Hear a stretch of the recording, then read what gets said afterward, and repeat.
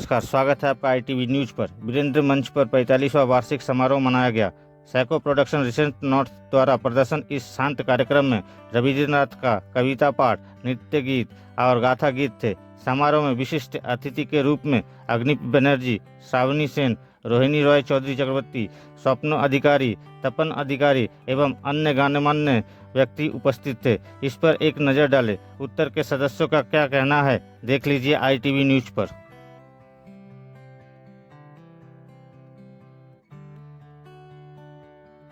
একবার খাদ্য ছিল না, বের করতে পেরেছেন?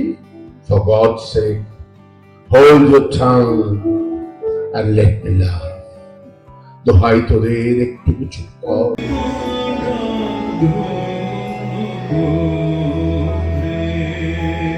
আমি না দৌড় লাগছে তো এই জন্য।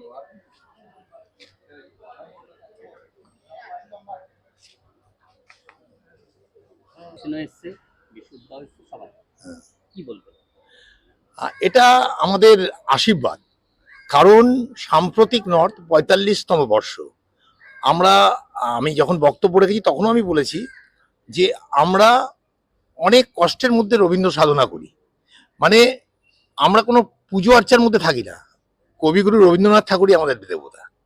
আর সাম্প্রতিক নর্থ আপ্রাণ চেষ্টা করে, আর এই গুণী শিল্পীরা আমাদের সাম্প্রতিক নর্থের নামে উজাড় করে দেয় আসে। আজকে রবীন্দ্রসঙ্গীত এমন একটা ধারায় পৌঁছেছে যেখানে কিন্তু প্রত্যেকেই রবীন্দ্রসঙ্গীত থেকে কিন্তু বেশি, ক্লাসিক্যাল থেকেও বা অন্যান্য সঙ্গীত থেকে বেশি গ্রহণ করছে।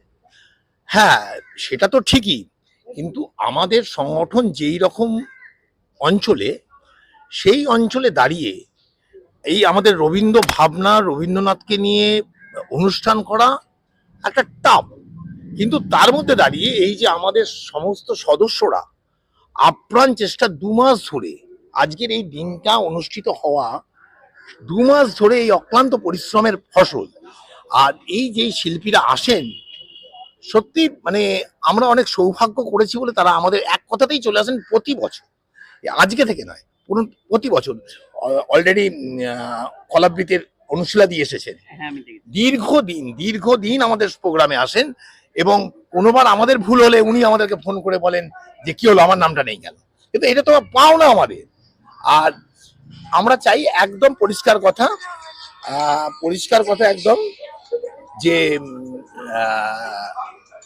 একটু বলতো কথা, আমরা চাই পরিষ্কার কথা একটা, এই সমাজ ব্যবস্থার বিবর্তন, মানে যেভাবে সমাজ ব্যবস্থার অধঃপতন হয়েছে, হ্যাঁ, আমরা এই ভাবনাটা তুলে ধরতে চাই মানুষের কাছে।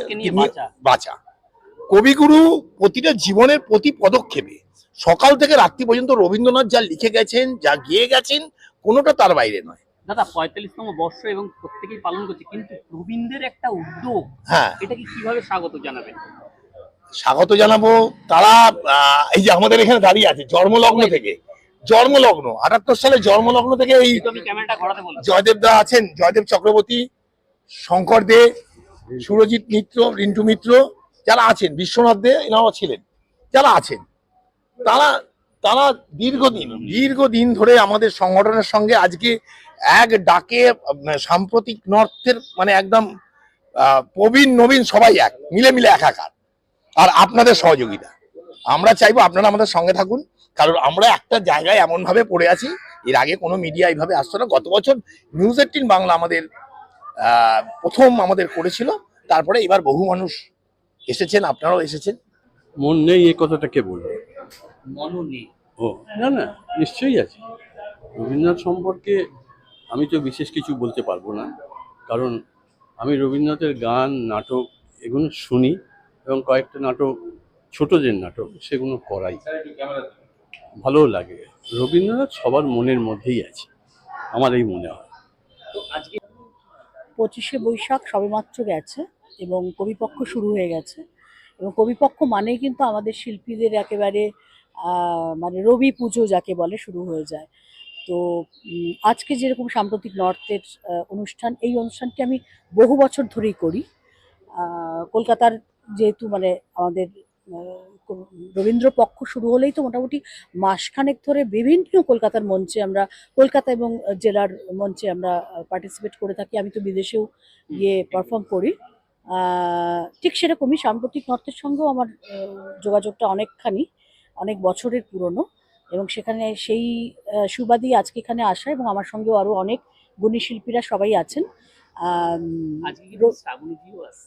সবাই আছে, মানে আমাদের খুব একটা জেনারেশন এবং আমাদের রূপদীপ্ত মানে শ্রাবণীদিক তো একটু আগে, সবাই আমরা একসঙ্গেই পারফর্ম করব, পরপর করব আর কি। তো এই দিনগুলোর জন্য না আমরা মুখিয়ে দিদি, থাকি। কোন কলিটা আর- রবীন্দ্রনাথ তোমার মনে হচ্ছে? আমার যেটা সব থেকে মানে রবীন্দ্রনাথের হিট গান সেটাই করব। হুম, কেন মেঘ আসে হৃদয় আকাশে,